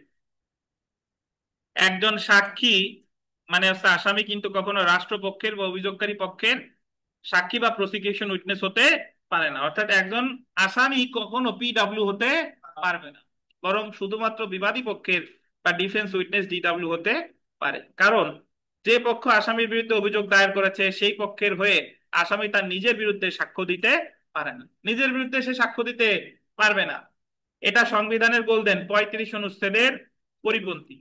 একজন সাক্ষী শুধুমাত্র আত্মপক্ষ সমর্থনে ডিডব্লিউ হতে পারে, মানে একজন আসামি সর্বদাই নিজের পক্ষে সাক্ষ্য দিবে, সে কখনো অন্যের পক্ষে মানে রাষ্ট্রপক্ষে সাক্ষ্য দিতে পারবে না। এটা বাংলাদেশ সংবিধানের 35 অনুচ্ছেদে বলছে যে কোনো ব্যক্তিকে তার নিজের বিরুদ্ধে সাক্ষ্য প্রদানে বাধ্য করা যাবে না। এখন আপনি বলতে পারেন স্যার তাহলে 164 হতে তাই, 164 তো সে নিজে নিজে যায় মামলা তদন্ত পর্যায়ে স্বীকার করতেছে, তদন্ত পর্যায়ে স্বীকার করতেছে, কিন্তু ওই শপথ বাক্য পাঠ করায় কাঠ করায় দাঁড় করাইয়া সে কখনো নিজের বিরুদ্ধে সাক্ষ্য দিবে না। অর্থাৎ একজন আসামি সর্বদাই কি হবে, ডিডব্লিউ, সে কখনো পিডব্লিউ বা প্রসিকিউশন উইটনেস হতে পারে না। তাহলে আমরা বলেন, রাজ সাক্ষী যেটা হয় 337 হ্যাঁ ওটা বিশেষ বিধান, মানে ওটা তো আপনার বিশেষ বিধান। সে রাজ সাক্ষী হচ্ছে, সে তো যে নিজের দোষ স্বীকার করতেছে, অমুক অমুকেরটা স্বীকার করতেছে, কিন্তু সে তো নিজের দোষ নিজের মানে জোর যে বিষয়টা বলতেছে যে সে তো প্রসিকিউশন উইটনেস হয় নাই, সে আসামি হিসেবেই স্বীকার করছে। ওটা ডিডব্লিউ না, ওটা দেন পিডব্লিউ না। বুঝতে পারছেন? আদালতের কাছে স্বীকার করবে নাকি তদন্তটা? হ্যাঁ, আদালতের কাছেই করবে, আদালতের কাছেই করবে, ওটা বিশেষ বিধান। আচ্ছা, তো তাহলে আমার যে জিনিসটা মনে রাখতে হবে, 340 ধারায় দুইটা বিষয় আছে, আইনজীবীর মাধ্যমে আত্মপক্ষ সমর্থন এক, আর একটা হলো আসামির সাক্ষী হওয়ার যোগ্যতা দুই। যদি কখনো পরীক্ষায় প্রশ্ন আসে যে সাফাই সাক্ষী আছে কত ধারায়, 340 ধারায়, ডিফেন্স উইটনেস কত ধারায়, 340 ধারায়। ধন্যবাদ। আমরা নামাজের বিরতি, এরপরে আবার শুরু করবো ইনশাল্লাহ।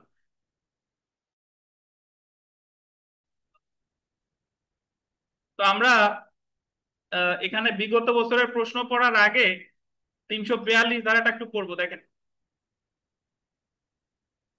ধারা 342, আসামিকে পরীক্ষা করার ক্ষমতা। Power to examine the accused, underline করেন, power to examine the accused. প্রকৃতপক্ষে আমি যখন আপনাদের আলোচনা করেছিলাম, দেখেন একটা মামলায় যখন চার্জ গঠন করা হয়, ম্যাজিস্ট্রেট আদালত হোক বা দায়রা আদালত হোক, রায়ের আগ পর্যন্ত পদক্ষেপগুলো এক।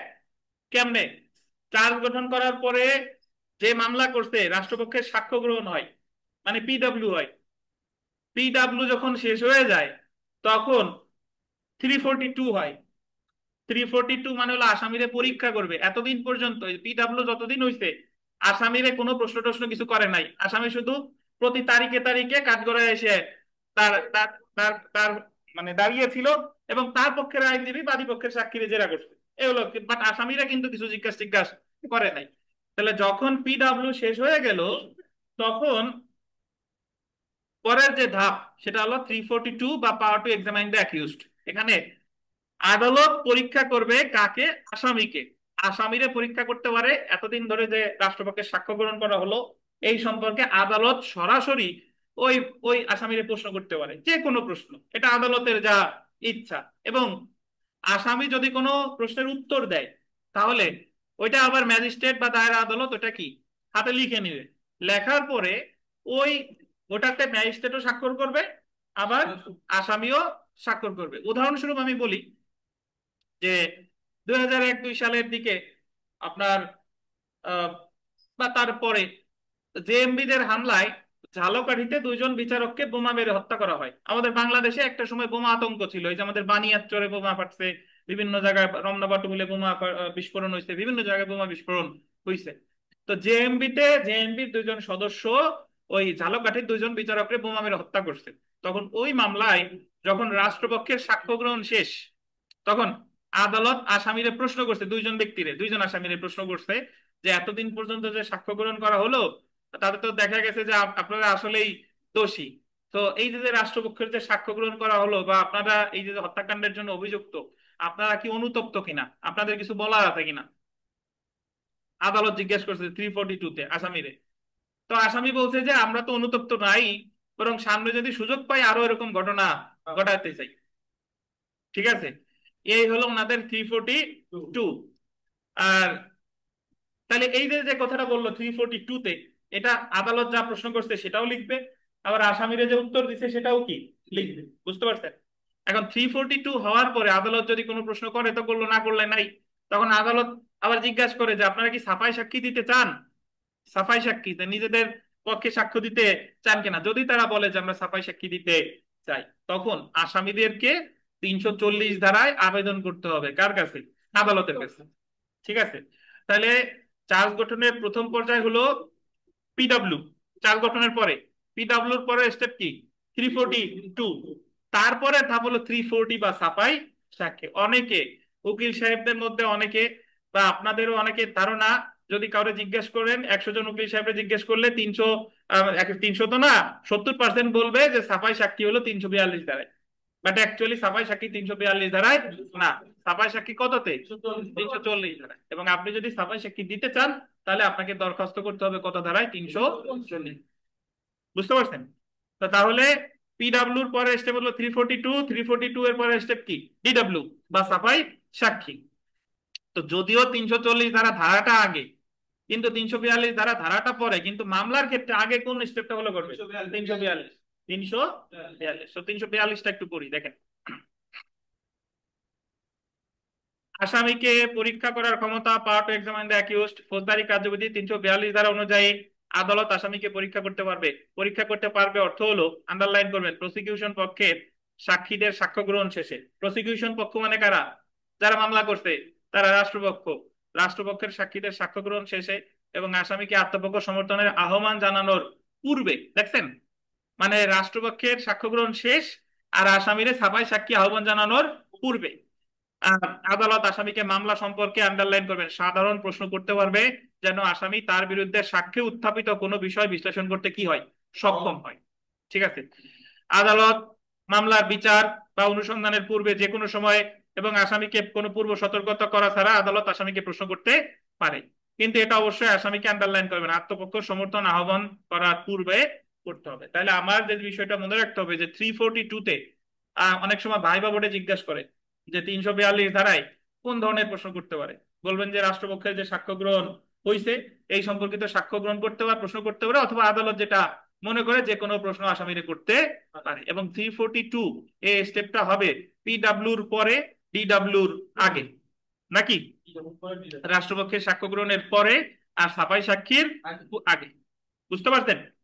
তো আমরা জেনে রাখা ভালো, তো একটু চলে আসি। জেনে রাখা ভালো যে 342 ধারা অনুযায়ী আদালত আসামির নিকট যে প্রশ্ন করে, আসামি এমন প্রশ্নের উত্তর দিতে, আন্ডারলাইন কেন, অস্বীকার করলে বা মিথ্যা সাক্ষ্য দিলে সে শাস্তির জন্য দায়ী হবে না।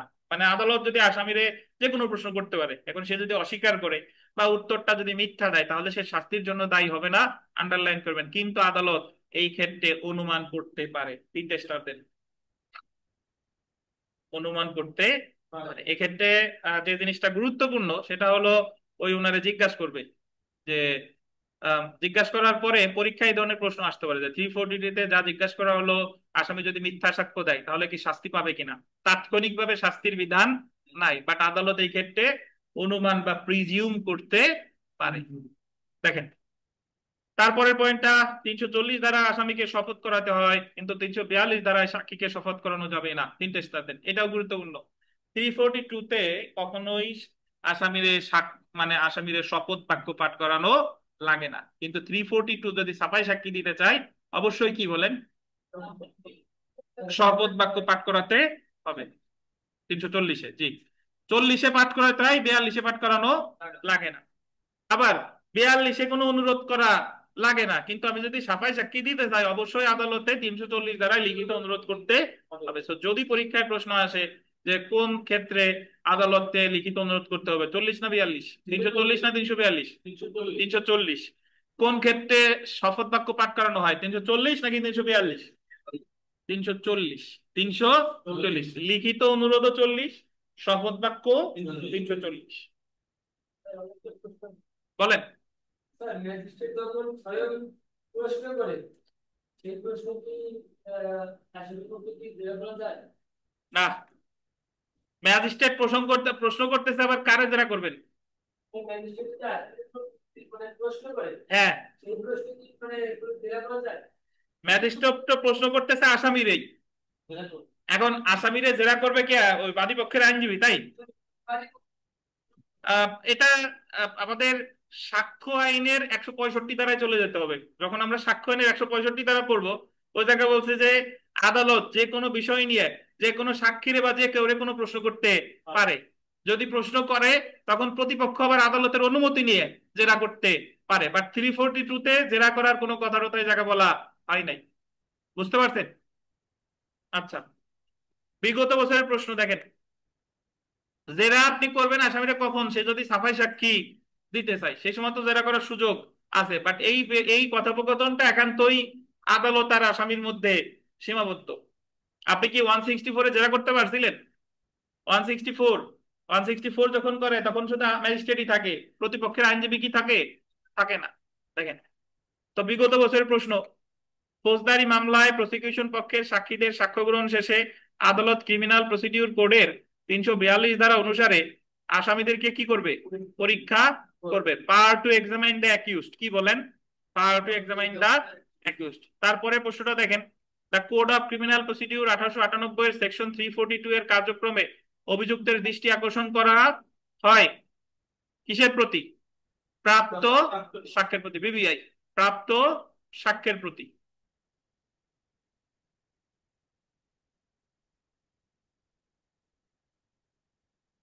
আমরা আজকের শেষ ধারাটা পড়ে শেষ করব, সেটা হলো 344 ধারা। বেশিক্ষণ লাগবে না। দেখেন ধারা 344, 344, মামলার কার্যক্রমের মুলতবির ক্ষমতা।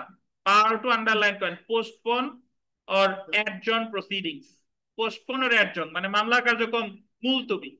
আমরা যারা কোর্টে যান বা কোর্টে না গেলেও সমস্যা নাই, বিভিন্ন সময় আমরা সময়ের আবেদন করি যে আমার আসামি অসুস্থ, আজকে আসতে পারে নাই।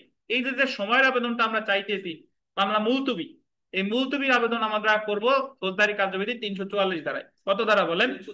যদিও বাস্তবে কোনো ধারা উল্লেখ করা লাগে না, ধারা উল্লেখ করতে গেলে আবার সিনিয়র মারবে না যে বেশি বোঝো, তাই 2 দিন পরে 344 লিখতে গেছো।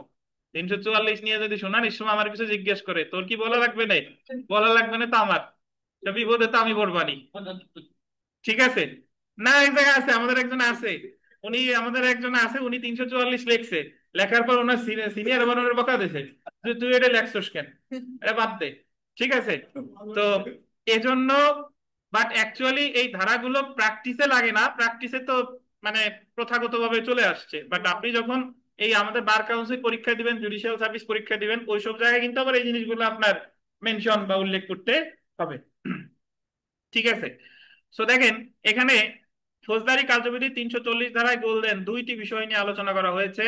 প্রথমত ফৌজদারি মামলার কার্যক্রম স্থগিত বা মুলতবি, এবং দ্বিতীয়ত মামলার কার্যক্রম আন্ডারলাইন করবে স্থগিত বা মুলতবি রেখে অভিযুক্তকে কারাগারে প্রেরণ বা রিমান্ড। শুনেন, আমাদের ফৌজদারি কাজ আমরা যখন রিমান্ড পড়ছিলাম, রিমান্ড একটু মনে করাই দিই, রিমান্ড কি আপনাদের প্রশ্ন করলে এই নির্মল বলেন দিয়ে এক কথা, রিমান্ড কাকে বলে? 167 যে তুমি আমাকে মামলায় আমাদের কোনো আসামি অ্যারেস্ট করবে, কিন্তু তদন্ত পর্যন্ত যদি তদন্ত শেষ না করতে পারে, কিন্তু তদন্ত যদি আরো সময়সীমা প্রয়োজন হয়, তাহলে আপনারা আদালতের কাছে আহ সময়ের মধ্যে সময় জন্য আবেদন করবে, এটা ছিল। ধন্যবাদ। শুনেন, ধন্যবাদ, আপনি সঠিক। রিমান্ডের বাংলা হচ্ছে, রিমান্ডের যদি আমি ইংরেজি বলি, টু সেন্ড ব্যাক, মানে ফেরত পাঠানো। বাংলায় বললে ফেরত পাঠানো। ফেরত পাঠানো মানে হলো যখন কোনো ব্যক্তিকে বিনা পরোয়ানায় গ্রেফতার করে, বিনা পরোয়ানায় গ্রেফতার করার পর পুলিশ আমাদের ফৌজদারি কার্যবিধির 61 ধারার বিধান অনুসারে পুলিশ ওই ব্যক্তিকে, অভিযুক্তকে রাখতে পারবে সর্বোচ্চ 24 ঘন্টা। এর মধ্যে নিকটস্থ ম্যাজিস্ট্রেটের কাছে হাজির করতে হবে। এখন ম্যাজিস্ট্রেটের কাছে হাজির করলে ম্যাজিস্ট্রেট হয় জামিন দিবে, নাহলে কারাগারে আমাদের ইসলামপাড়া পাঠাই দিবে, নাকি হয় জামিন দেবে নাহলে ইসলামপাড়া কারাগারে পাঠাই দেবে। এখন পুলিশের যদি মনে হয় যে এই আসামিরে আরো জিজ্ঞাসাবাদ করা দরকার, আরো তদন্তের স্বার্থে তারে আরো জিজ্ঞাসাবাদ করা দরকার, কিন্তু পুলিশ তো সর্বসকলে রাখতে পারে কত, 24 ঘন্টা। তখন পুলিশ ম্যাজিস্ট্রেটের কাছে যে আবেদন করে সেটা বলে রিমান্ড।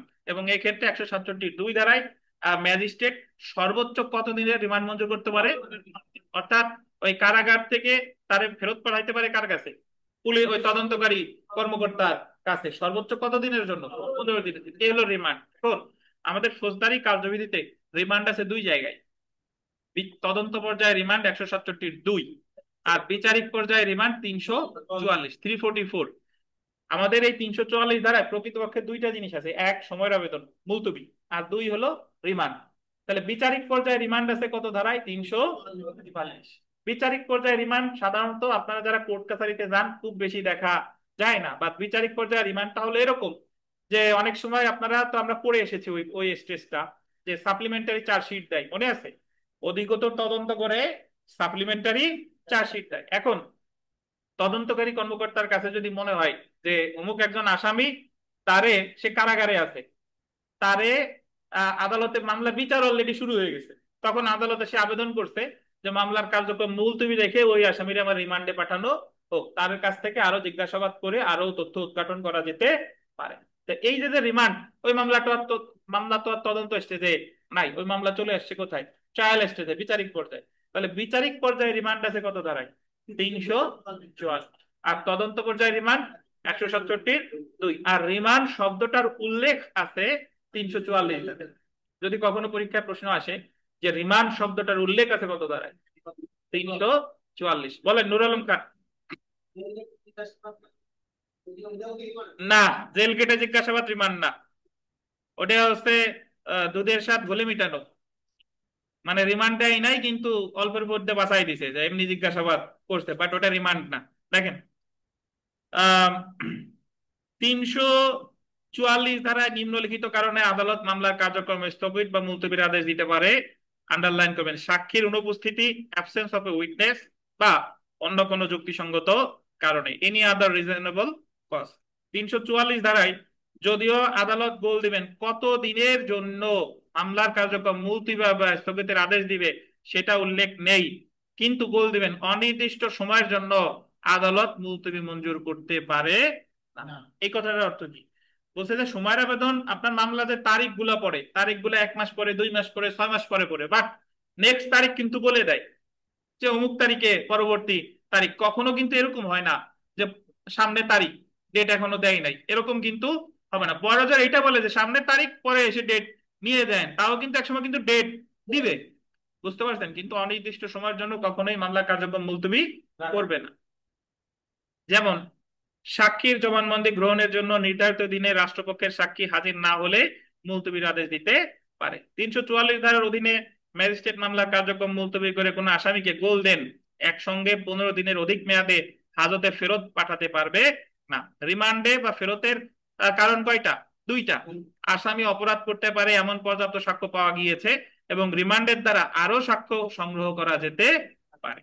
সো জেনে রাখা ভালোতে যদি আমরা চলে আসি, ফৌজদারি মামলায় সময় প্রার্থনা করে বা মুলতবি করে ফৌজদারি কার্যবিধি 344 ধারায় আবেদন করা যায়, এবং দেওয়ানি মামলায় সময় প্রার্থনা বা মুলতবির জন্য দেওয়ানি কার্যবিধির 17 আদেশের এক বিধির অধীন দরখাস্ত করা যায়। সো ফৌজদারি মামলার ক্ষেত্রে 344 ধারা, আর দেওয়ানি মামলার ক্ষেত্রে কত, 17 আদেশের এক বিধি। এখানে আর দুইটা কথা লেখেন যে সময়ের আবেদন মঞ্জুর হোক বা না মঞ্জুর হোক, প্রতিকার হলো রিভিশন।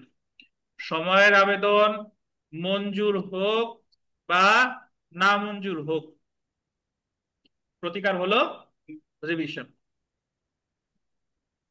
সময়ের আবেদন মঞ্জুর হোক বা নামঞ্জুর হোক, প্রতিকার কি? রিভিশন। এবং আর একটা কথা একটু স্টার দিয়ে লেখেন, এটা দেওয়ানি ফৌজদারি উভয় মামলার ক্ষেত্রে প্রযোজ্য। ইভেন রিমান্ডের আবেদন মঞ্জুর বা নামঞ্জুরের বিরুদ্ধে প্রতিকার রিভিশন। বুঝছেন? রিমান্ডের আবেদন মঞ্জুর হোক বা নামঞ্জুর হোক, প্রতিকার কি? রিভিশন। তাহলে সময়ের আবেদন মঞ্জুর নামঞ্জুরও রিভিশন, রিমান্ডের আবেদন মঞ্জুর বা নামঞ্জুর কি? রিভিশন। আর একটা কথা একটু লিখে রাখেন যে 344 ধারায় রিমান্ড শব্দটির উল্লেখ আছে। যদি কখনো পরীক্ষায় প্রশ্ন আসে, বিচারিক পর্যায়ে তো লেখা আছেই। 344 যদি বলে যে রিমান্ড শব্দটার উল্লেখ আছে কত ধারায়? 344 ধারায়। রিমান্ড শব্দটির উল্লেখ আছে 344 ধারায়, সেকশন 344।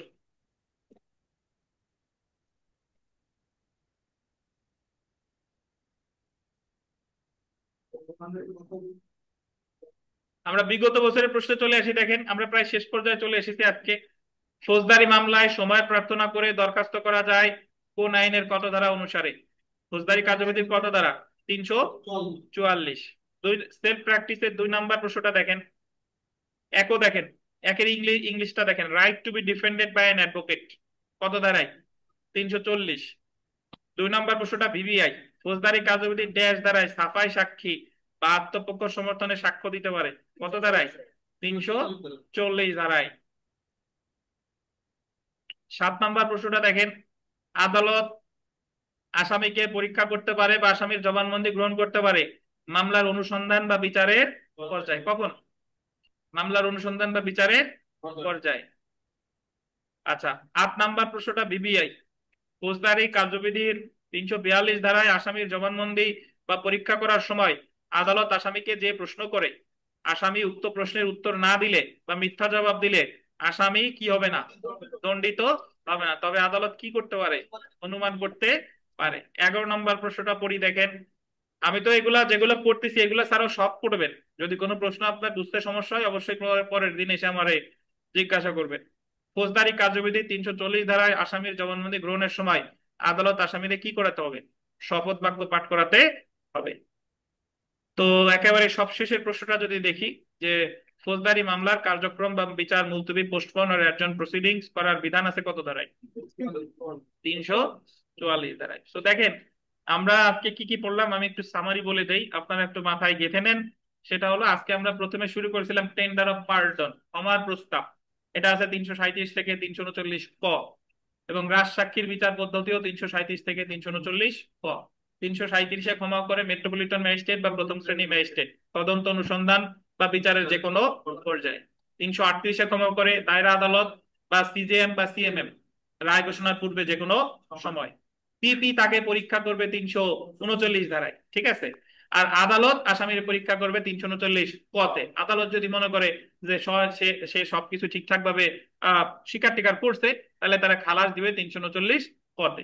এরপরে আমরা পড়েছি 339 বি, যেখানে আছে trial in absentia. Trial in absentia হলো আসামির অনুপস্থিতিতে বিচার। আসামির অনুপস্থিতিতে বিচার সেই ক্ষেত্রেই যার বিরুদ্ধে পরোয়ানা জারি হয়েছে কিন্তু সে কোনোদিন আদালতে হাজির হয় নাই, তারে কোনোদিন গ্রেফতার করা যায় না এবং আদালত আশঙ্কা করতেছে সে পলায়নরত অবস্থায় আছে, তখন প্রথমে দেবে 87 ধারায় হুলিয়া। হুলিয়ার সর্বনিম্ন সময় 30 দিন। এরপর 88 ধারায় ক্রোধ। এরপর 339 বি ধারায় বহুল প্রচারিত বাংলা জাতীয় দৈনিকে বিজ্ঞপ্তি দিবে নির্দিষ্ট সময়ে হাজির হওয়ার জন্য। তারপরেও যদি হাজির না হয় তাহলে 339 বি ধারায় তার অনুপস্থিতিতে বিচার শুরু হবে। এখানে বিশেষভাবে উল্লেখ্য যে যে কোনোদিন জামিন পাইছে তার ক্ষেত্রে 339 বি প্রযোজ্য না। এরপরে আমরা পড়ছি 339 সি, যেখানে বলছে যে মামলা নিষ্পত্তির সময় ম্যাজিস্ট্রেট আদালত নিষ্পত্তি করবে 180 দিন, দায়রা আদালত নিষ্পত্তি করবে 360 দিন। তো একটু মনে করাই দিই যে 167(5)-এ বলছে তদন্তের সময় 120 দিন। তবে এই নিষ্পত্তির সময় ক্ষেত্রে, তদন্তের সময়ের ক্ষেত্রে নির্দিষ্ট সময়ের মধ্যে যদি শেষ করতে না পারে তাহলে দুইটা ক্ষেত্রে জামিন চাওয়া যাবে না। এক হলো দণ্ডবিধির 400 ধারা আর 401 ধারা। ডাকাত দলের সদস্য আর চোর দলের সদস্য 400 আর 401, ঠিক আছে। এরপরে আমরা পড়েছি 340 ধারায় আসামির আত্মপক্ষ সমর্থনের অধিকার এবং আইনজীবীর মাধ্যমে আত্মপক্ষ সমর্থন প্লাস সাফাই সাক্ষী, দুইটা বিষয় আছে 340 ধারায়। এক্ষেত্রে অবশ্যই লিখিত অনুরোধ করতে হবে, এক্ষেত্রে অবশ্যই শপথ বাক্য পাঠ করতে হবে। 342-এ বলছে power to examine the accused, power to examine the, আদালত আসামিরে পরীক্ষা করতে পারে যে কোনো সময়, এটা পিডব্লিউর পরে ডিডব্লিউর আগে, এবং এক্ষেত্রে কোনো প্রশ্ন করলে সে যদি উত্তর না দেয় আদালত অনুমান করতে পারে। লিখিত অনুরোধ করা লাগবে না, শপথ বাক্য পাঠ করা লাগবে না। সর্বশেষ আমরা যেটা পড়েছি 344 দ্বারা সময়ের আবেদন এবং রিমান্ড, বিচারিক পর্যায়ে রিমান্ড 344, সময়ের আবেদন 344। সময়ের আবেদন অনির্দিষ্ট কালের জন্য হবে না, এবং রিমান্ড শব্দটার উল্লেখ আছে 344। আর সময়ের আবেদন মঞ্জুর করুক বা না মঞ্জুর করুক প্রতিকার কি? রিভিশন। রিমান্ড মঞ্জুর করুক বা না মঞ্জুর করুক প্রতিকার কি? রিভিশন। ধন্যবাদ। তো আপনারা, হ্যাঁ, অন্যান্য যারা আছেন তাদের কাছে বিনীত অনুরোধ, আমরা এখানে 24তম ক্লাস চলে, যারা এখনো ভর্তি হন নাই দ্রুত ভর্তি হয়ে যান। আমাদের অধিকাংশই ভর্তি হন নাই, এতদিন আপনাদের বলি নাই, অন্যান্য ব্যাচ ছিল এজন্য আপনাদের ছাড় দেওয়া হয়েছে। এখন যারা নিজ দায়িত্বে দ্রুত ভর্তি হয়ে যান। হ্যাঁ বলেন। এই ত্রিভুটিটার সময় যখন কোর্টের থেকে স্বাক্ষর না আসেন, হ্যাঁ, এটা বাবা, এটা ত্রিভুটিটার সময় যখন আসামি পরীক্ষা করে, হ্যাঁ, ওই সময় একটা ফর্মে স্বাক্ষর স্বাক্ষর নিবে তো 342-তে স্বাক্ষর নিবে, আদালতও করবে আসামিও করবে। 164-এ ম্যাজিস্ট্রেটও করবে আসামিও করবে। এই কথাটা বলা আছে 364 ধারায়। 364 যারা পড়ছেন তাদের মনে থাকার কথা, 364 ধারার বিধান 164 ক্ষেত্রেও প্রযোজ্য, 342-এর ক্ষেত্রেও প্রযোজ্য। তো ধন্যবাদ। তো বুধবারে চলে আসেন, বুধবারে পড়া আছে, পরীক্ষা আছে। আল্লাহ হাফেজ, ভালো থাকেন। আসসালামু আলাইকুম।